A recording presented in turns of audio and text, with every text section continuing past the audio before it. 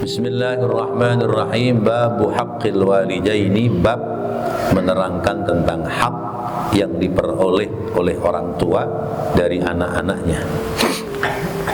Qala al-faqihu, berkata Imam al-faqih Abul Laisi as-Samarqandi, Imam Abu Lais as-Samarqandi rahimahullahu ta'ala, semoga Allah ta'ala memberikan rahmat kepadanya. Haddatsana Abdul Qasimi Abdurrahman bin Muhammad Asy-Syamari, telah menceritakan kepadaku Imam Abdul Qasim, namanya Abdurrahman bin Muhammad Asy-Syamari. Amba'ana Faris bin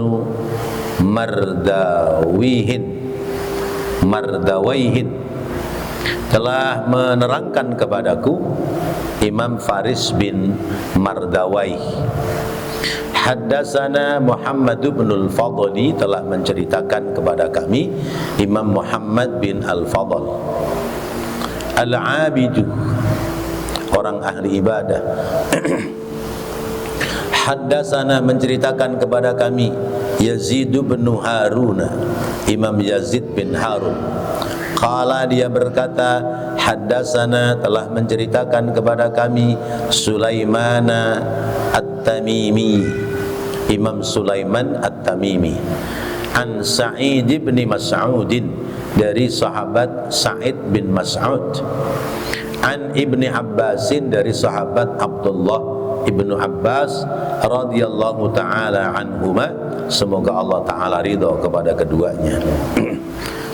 Qala, dia berkata, ma min mu'minin, tiadalah bagi seorang mukmin, lahu, yang baginya si mukmin tadi, abawani, memiliki ibu bapak, memiliki dua orang tua. Fayusbihu, lalu ada di waktu pagi, wa huwa, dan dia muhsinun, berbuat baik, ilaihima, kepada keduanya, kepada ibu bapaknya, illa, kecuali fatahallahu, Allah membukakan, lahu, baginya, babaini, dua pintu, minal jannati, dari surga. Wala yaskhutu, dan tidak membenci, alaihi, kepadanya, wahidun, salah seorang pun, minhuma, daripada keduanya. Keduanya tidak ada yang membenci kepada dia sebagai anaknya. Fayardallahu ta'ala, lalu Allah ta'ala ridha anhu, kepadanya, hatta yardha, sehingga dia pun ridha padanya. Qila, ditanyakan, wa in kana zaliman, wa in kana, sekalipun ada itu anak zaliman, anak yang zalim. Qala, Abdullah ibnu Abbas menjawab, wa in kana zaliman, sekalipun anak itu zalim.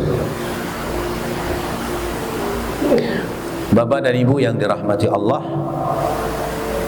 kemudian diriwayatkan, ruwiya hadzal khabar marfu'an, diriwayatkan ini hadis marfu', fihi, padanya, ziyadatun, ditambahkan. Qala, dia berkata, wala yusbihu, dan tidak ada di waktu pagi, wa huwa musi'un ilaihima, dan dia berbuat buruk kepada keduanya, illa, kecuali fatahallahu, Allah membukakan, lahu, baginya, babaini, dua pintu, minan nari, dari pintu neraka.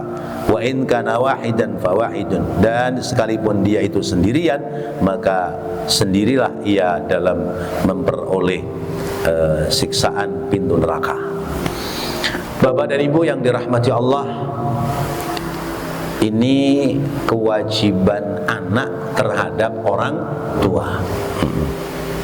Ada kewajiban anak terhadap orang tua, ada kewajiban orang tua terhadap anak. Sekarang yang sedang kita bahas adalah kewajiban anak terhadap orang tua. Anak itu apa? Anak itu apa? Anak itu al-ina, wadah. Anak itu al-ina, wadah, curahan hati, belayan jiwa. Itu anak. Iya. Hasil cinta kasih melahirkan anak. maka anak itu al-ina wadah. Terus kemudian orang tua laki-laki yang sudah punya anak itu namanya apa? Bapak. Ya. Bapak itu adalah badan penasehat anggota keluarga, maka disebut bapak. Ya, pas ya. Badan penasehat anggota keluarga. Umumnya mah bapak. Ya. Ayah itu mah orang kota. Ya. Kalau orang kampung bapak, bopo sama biung. Ya. Ya, bapak ke harus biunge. Ya. Kalau orang ya umum itu bapak. Apa tadi bapak singkatannya? Badan penasehat anggota keluarga. Orang perempuan yang sudah punya anak dipanggilnya ibu. Ibu itu bahasa Arabnya ummi. Ummi itu maknanya buta. Ya. Karena ibu itu dibutakan kasih sayangnya terhadap anak. Saking sayangnya sama anak, maka dia membutakan diri dari kenikmatannya. Nah, dalam bahasa Arab ummi, dalam bahasa kita ibu. Ibu itu singkatan dari induk budi utami. Induk budi utami. Keutamaan budi anak adanya di ibu. Keutamaan akhlak anak adanya di ibu. Kalau ibunya baik, insya Allah anaknya jadi baik. Sekalipun bapaknya rada-rada kurang baik. Ya apalagi ibunya baik, bapaknya baik, anaknya insya Allah jadi baik. Tapi kalau ibunya tidak baik, sekalipun bapaknya baik, ya, itu ada juga yang tidak baik anaknya. Ya. Contohnya Nabi Nuh. Nabi Nuh kurang baik bagaimana? Tapi karena istrinya tidak baik, maka anaknya ada yang tidak baik. Istrinya Nabi Nuh ada yang kenal nggak? Siapa namanya? Ya, namanya Wa'ilah. Ya, Wa'ilatun. Ya, ya. Istrinya Nabi Nuh namanya Wa'ilah, Wa'ilatun. Kalau istrinya Nabi Lut namanya Wahilah. Wahilatun, ada wahilah, ada wa'ilah. Itu jangan buat nama itu. Ya, perempuan jelek. Ya, wa'ilah. Ada bapaknya baik, emaknya baik, anaknya baik-baik. Contohnya siapa? Ibrahim. Ibrahim punya istri dua, Sarah sama Hajar. Sarah orang baik, Ibrahim orang baik. Ibrahim orang baik, Hajar orang baik. Dari Sarah melahirkan Ishak, lucu. Ya. Kenapa lucu? Karena udah tua punya anak. Lucu, Sarah melahirkan Nabi Ishak. Dari Hajar melahirkan Nabi Ismail. Baik-baik semua. Karena apa? Bapaknya baik, emaknya baik. Jadi anak-anaknya pada baik. Bapaknya nggak baik, ya. Itu Nabi Musa. Nabi Musa itu dirawat oleh Fir'aun. Iya, Fir'aun kayak apa jahatnya. Tapi istrinya ya, baik. Siapa? Asia. Asia baik, adem ngerawat Nabi Musa. Akhirnya Nabi Musa jadi orang baik, jadi nabi.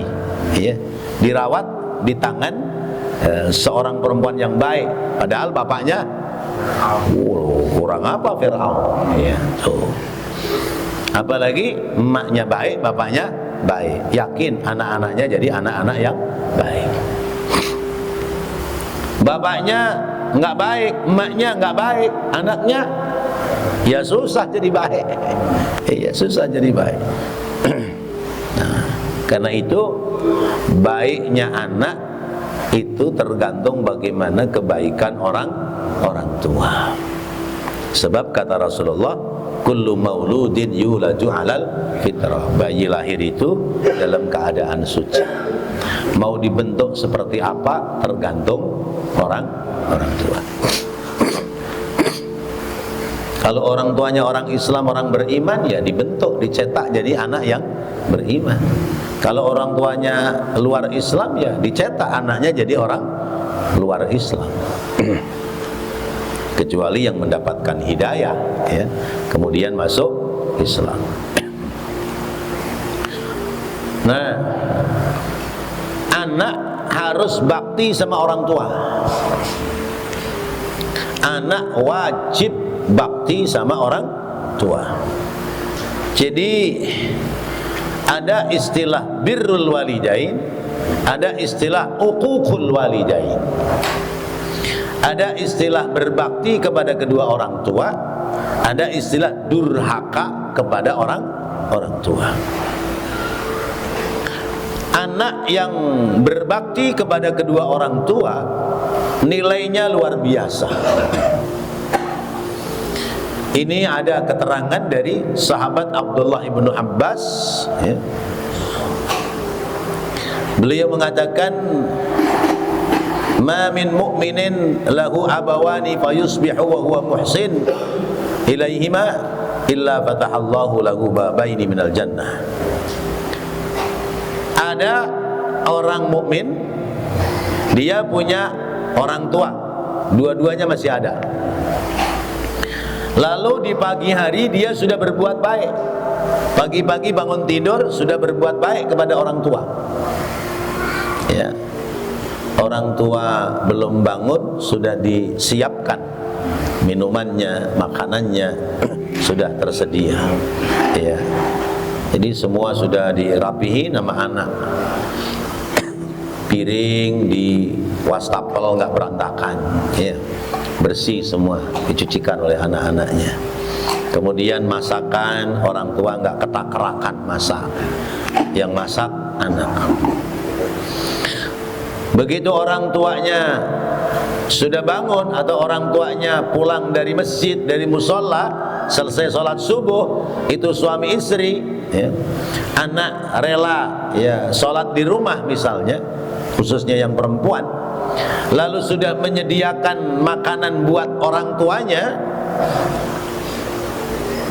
Tidak ada lain anak yang berbuat baik seperti itu, hari itu Allah bukakan 2 pintu surga. Karena orang tuanya ridho. Ya, ridhonya orang tua menjadikan sebab Allah bukakan pintu surga. Hebat nggak tuh anak? Hebat, luar biasa.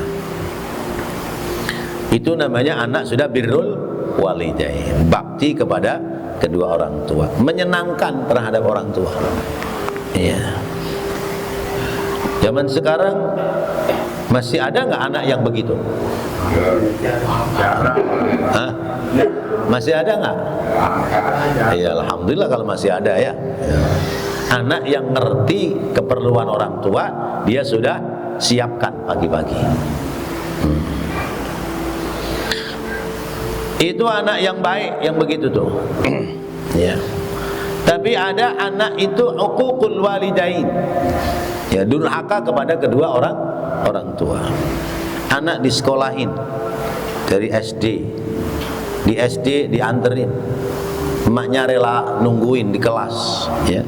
Sampai setengah tahun baru mau dilepas. Ya.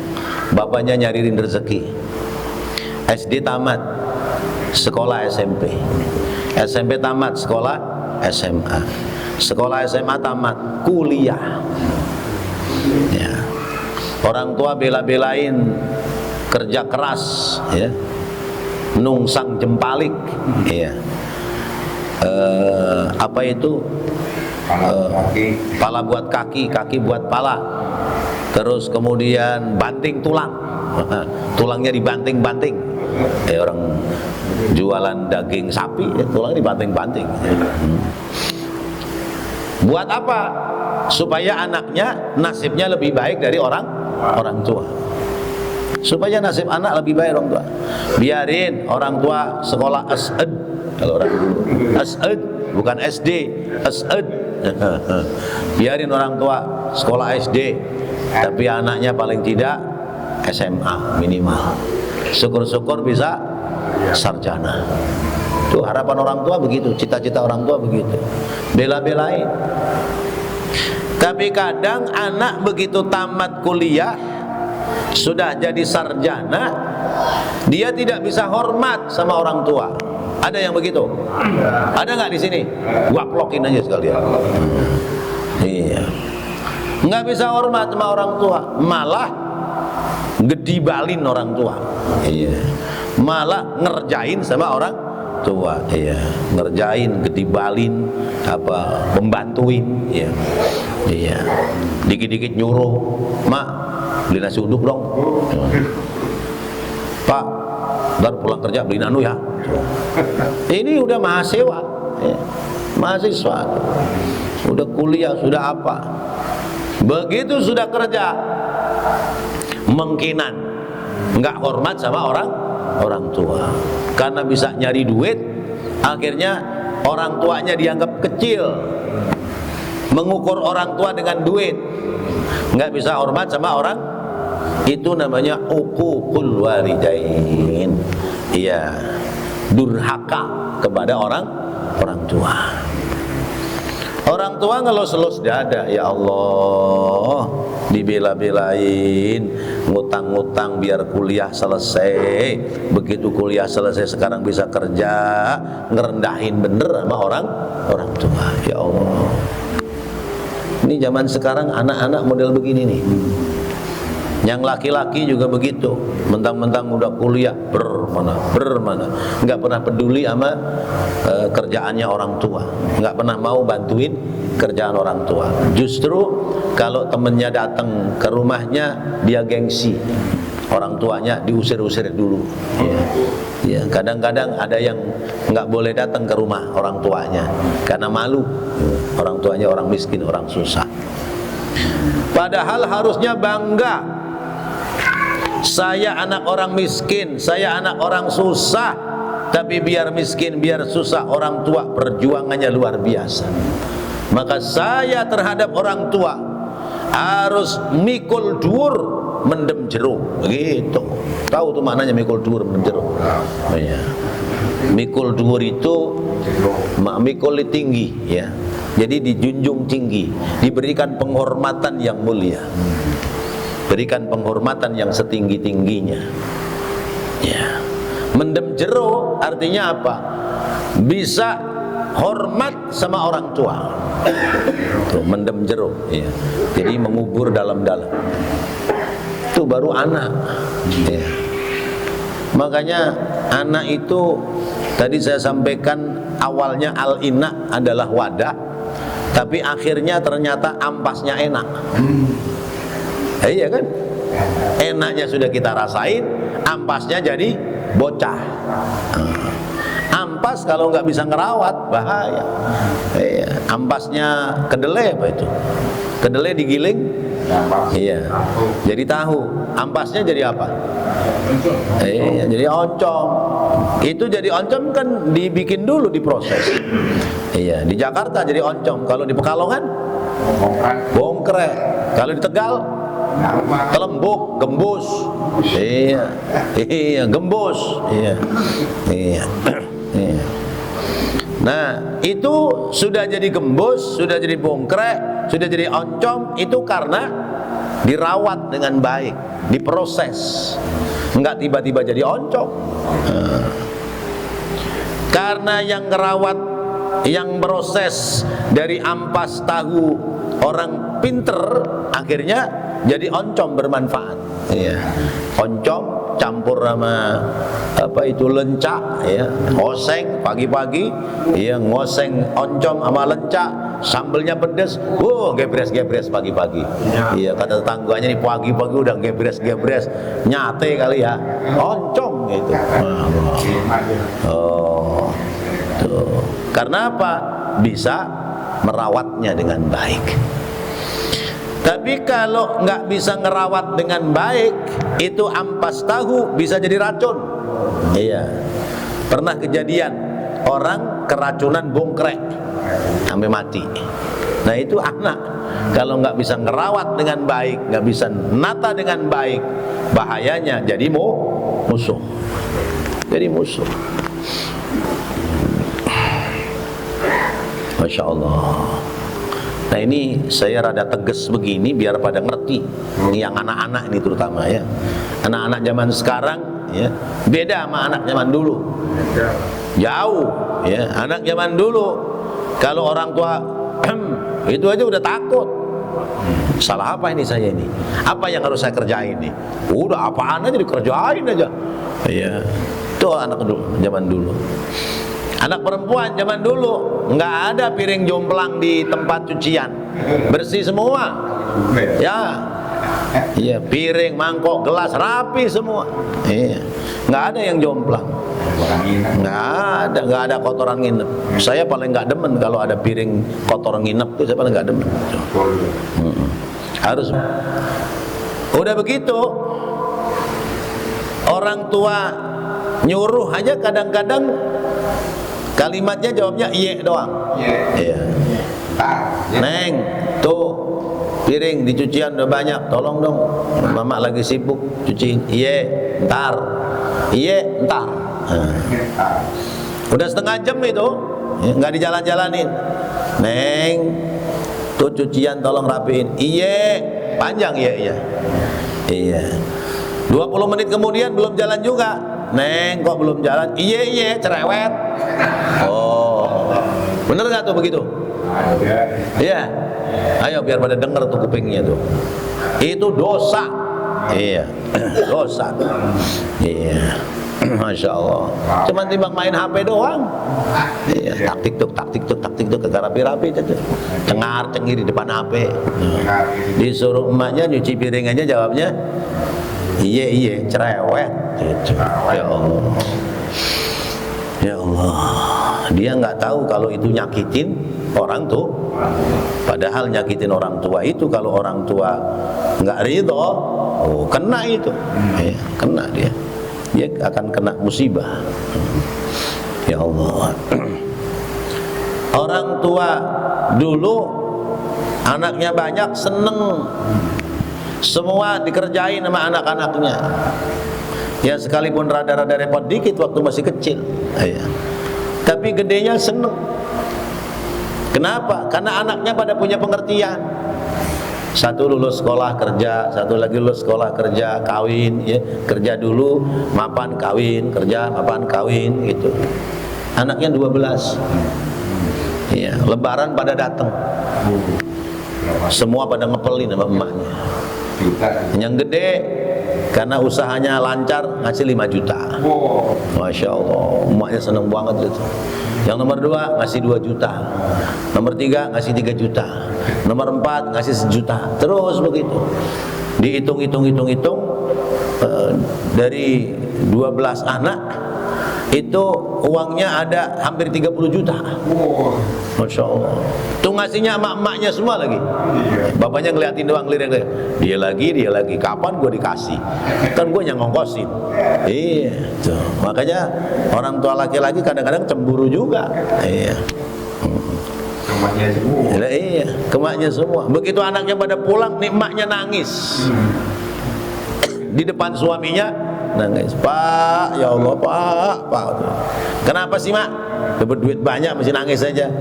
Ya Allah kalau tahu punya anak banyak begini enaknya jangan 12. Ya, selusin, pas 24 sekalian 2 lusin katanya.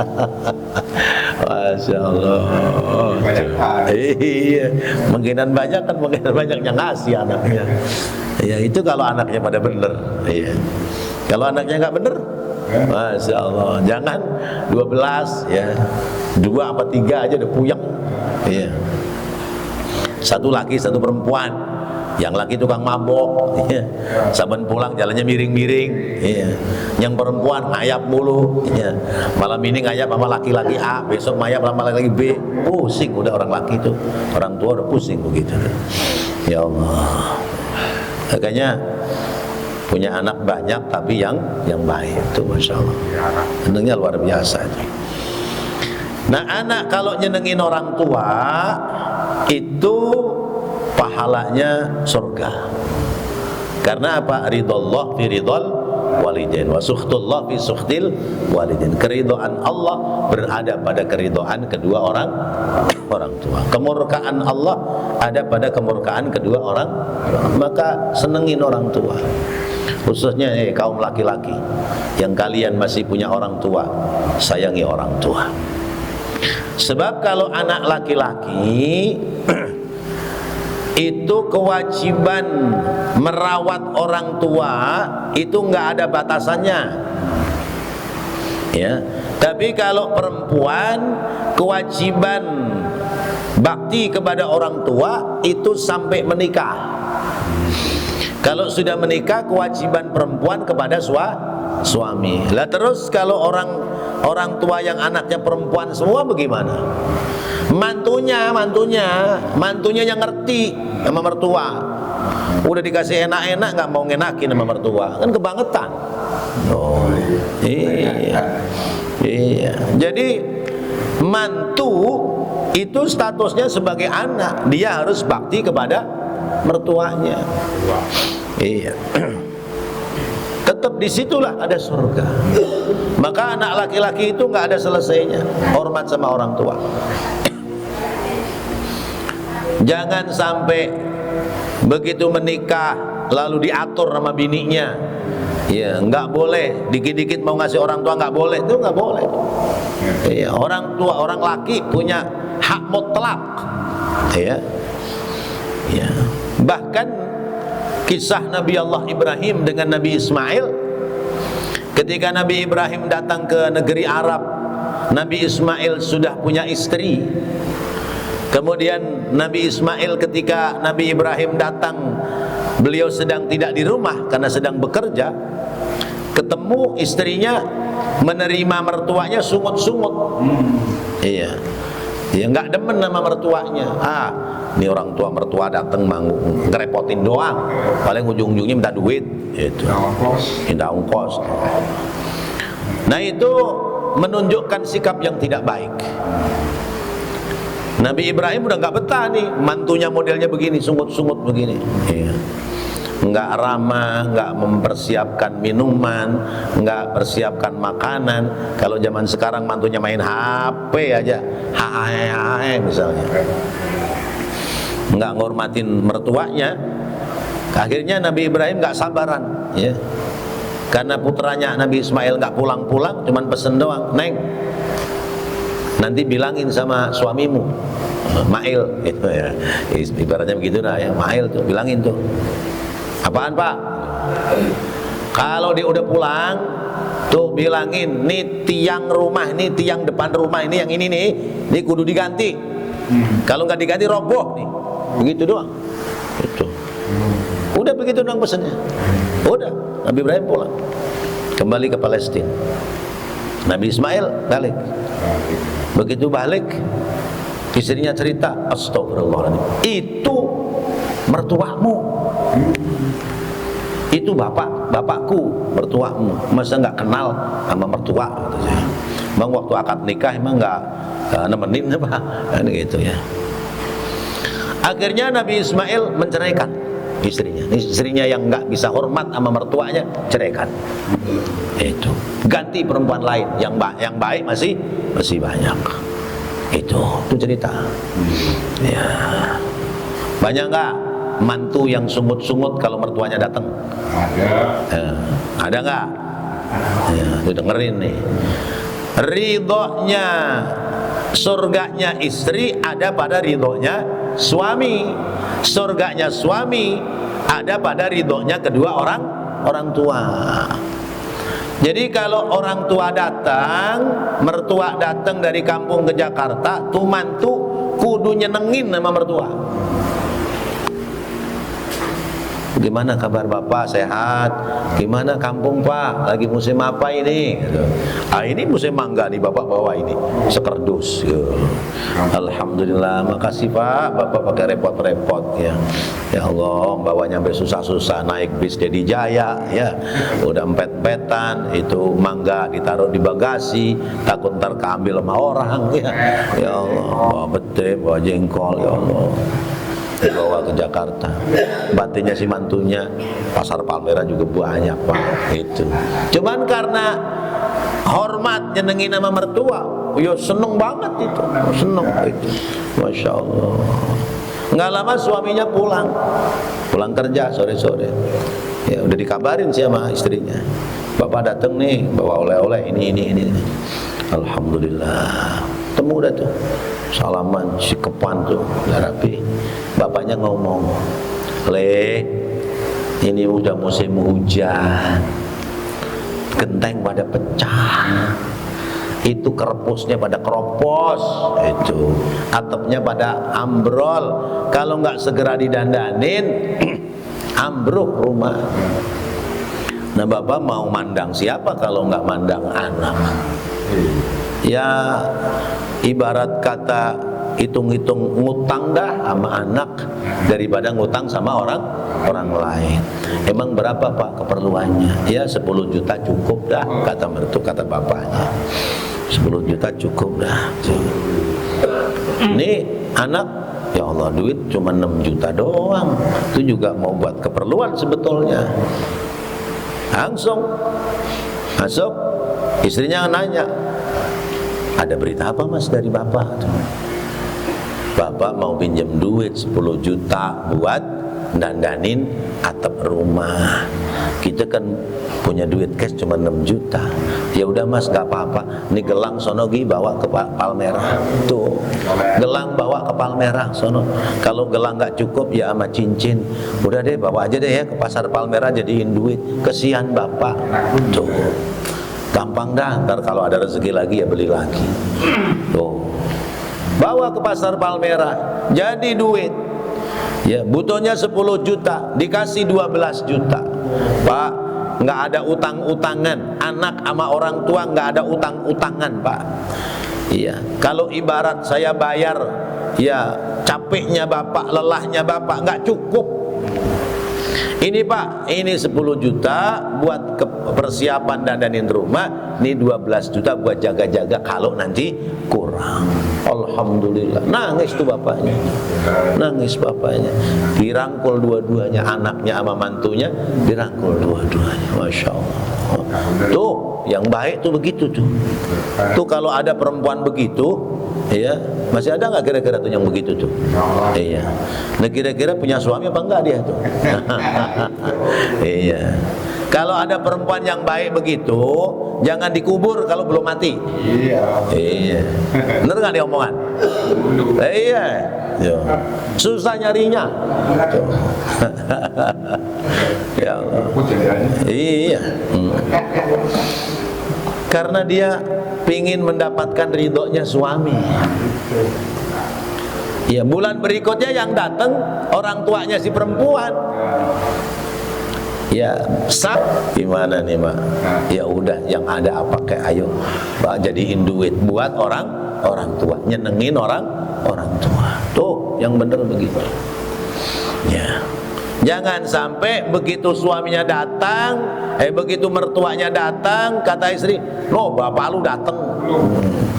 "Bapak lu datang no." "Alah, pasti bikin ribet dah." La ilaha illallah. Tuh, jangan sampai seperti itu. Nih, lihat nih berita yang sampai kepada kita. Kalau orang tua diberikan pelayanan pagi hari, orang tua ridho, maka Allah bukakan pintu surga. Sebaliknya, pagi-pagi sudah bikin kesel sama orang tua, ya, orang tua menjadi sukhut, benci, maka jangan berharap dia akan masuk ke dalam surga. Karena uququl walidain, ya, minal kabair, durhaka terhadap kedua orang tua termasuk dosa besar.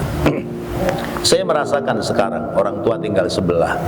Yang lalu-lalu karena masih ada dua-duanya, jadi kalau nggak genting saya nggak loncat pulang. Tapi kalau sekarang karena tinggal sebelah, jadi kalau sudah kowe ana wektu ora le mulya, nggih Mbah, udah cok, berangkat. Pernah kejadian selesai ngaji begini, saya nggak pulang lagi, langsung pesan bis Jadi Jaya, berangkat masih pakai seperti ini. Karena apa? Pingin membahagiakan orang tua. Anak biar kata banyak kurang satu, itu dipikirin sama orang tua. Oh, Masya Allah. Ya kita udah pada punya anak kan. Ya, anak biar kurang satu dipikirin sama orang tua. Masya Allah. Nah, orang tua nggak mau tahu apakah anak itu jenderal, apakah anak itu presiden, lurah kek, camat kek, tetap kamu itu anakku. Itu tetap anakku sekalipun jabatanmu tinggi. Itu.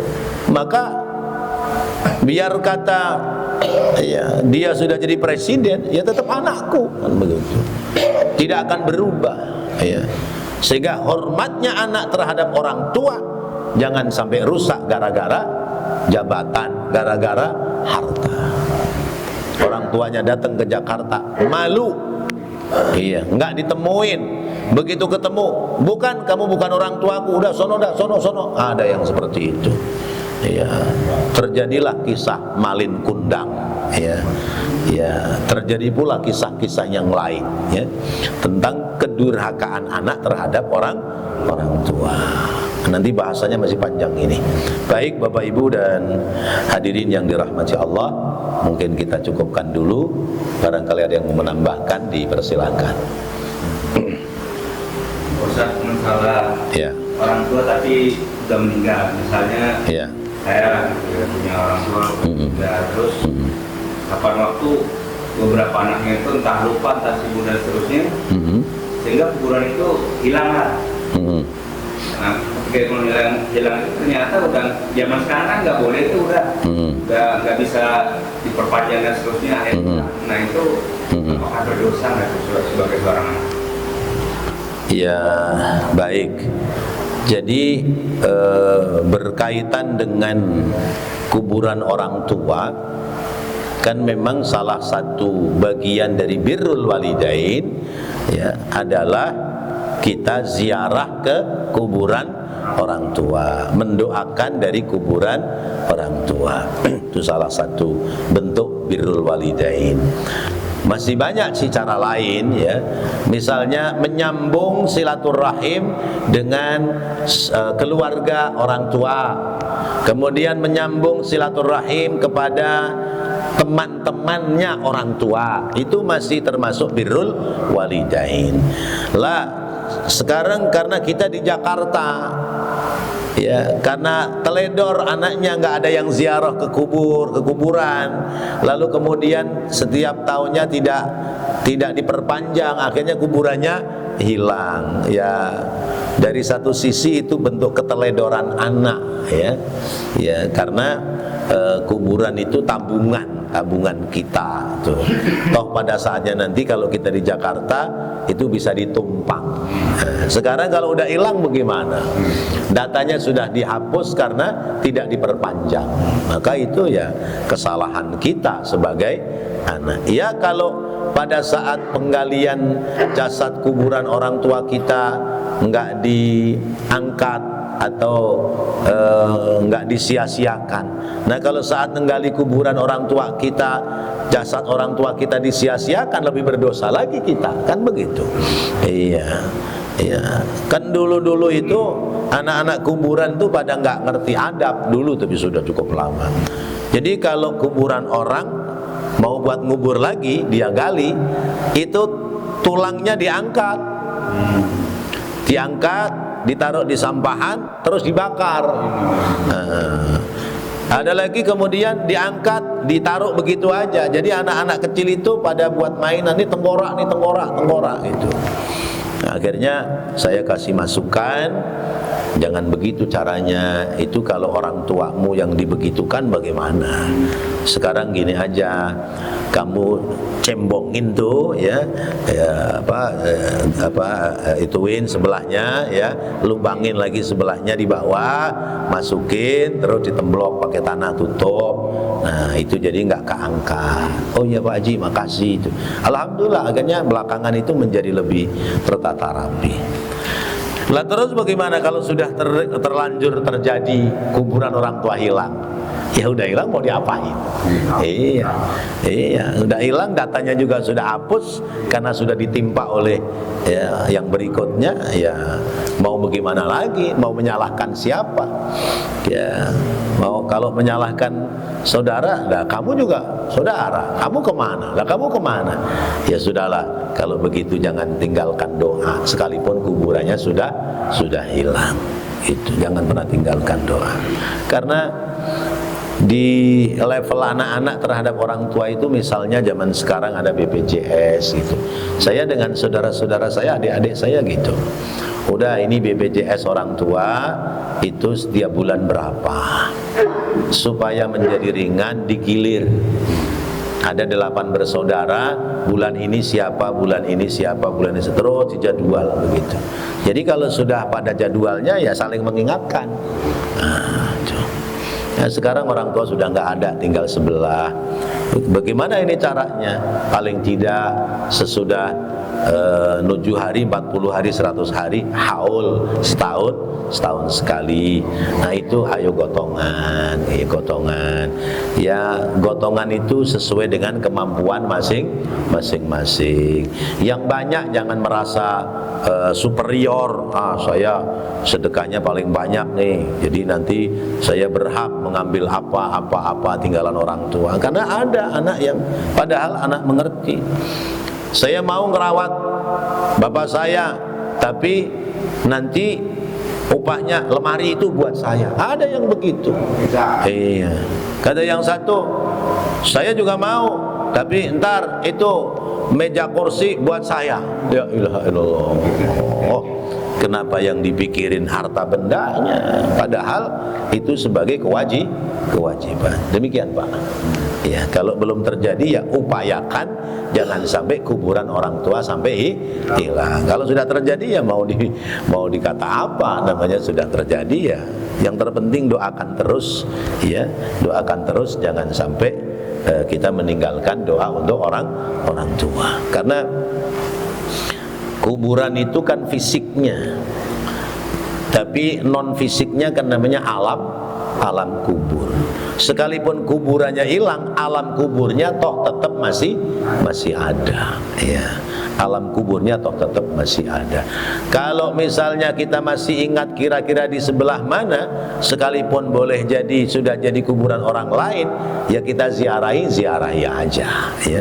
Taburkan kembang ya taburkan kembang aja, nggak apa-apa, karena dulu Bapak dikuburkan di sini, pasti jasadnya masih ada di tempat ini, sekalipun namanya sudah berganti orang lain. Karena itu bagian dari birrul walidain, dan ziarah kubur itu mengingatkan kita akan kematian. Wallahu a'lam bishawab. Mudah-mudahan apa yang kita bahas, kita pelajari menjadi ilmu yang bermanfaat. Amin ya rabbal alamin. Rabbana taqabbal minna innaka antas samiul alim wa tub alaina innaka antat tawwabur rahim. Rabbighfir warham wa anta khairur rahimin. Wa sallallahu ala sayyidina Muhammad wa ala alihi wa sahbihi wa sallam. Walhamdulillahi rabbil alamin. Wassalamu alaikum warahmatullahi wabarakatuh.